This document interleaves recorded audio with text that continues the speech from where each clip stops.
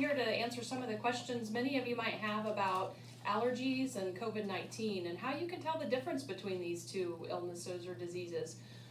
The first being allergies. This is a great time of year to discuss that because many people are bothered with those right now. The dust and dander levels in Kansas are extremely high currently. Other things like mold spores or pollen from trees or grasses isn't as high today, but allergies typically make us have sneezing, itchy, watery eyes, runny nose, but no fever.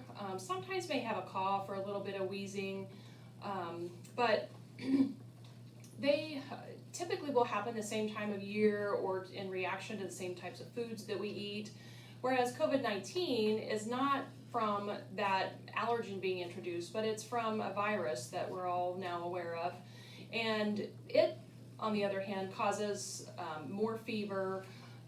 You can have a runny nose, you could have some sneezing, but those are not very common presentations with COVID-19. The most common things are the fever, headache, cough, shortness of breath, and some people have even found lately in research that people will have blue toes, or maybe your face is turning blue because of your cough, and those things are a bit more concerning. In relation to which you might have, if you're certain about that it's just your allergies and you treat that as such and it goes away with normal antihistamines or nasal steroid sprays, that's fantastic. If not, and you feel like the symptoms are progressing, which is another way that they differ, allergies will kind of stay steady all the time, whereas COVID-19 symptoms continually progress to however severe they might be for the certain individual. But if your symptoms are pretty static all the time, it's probably more allergies, and especially if you don't have fever. But if you do develop fever, the cough, shortness of breath, those kinds of things, get in contact with your primary care office if you wish to be tested, but it can be treated at home as well. The things that you need to look for as far as more serious or of concern and know when to go to the emergency room is if you have cough and increasing shortness of breath. Sometimes that shortness of breath can develop very rapidly, and so if you're getting more short of breath, go to the emergency room or call EMS.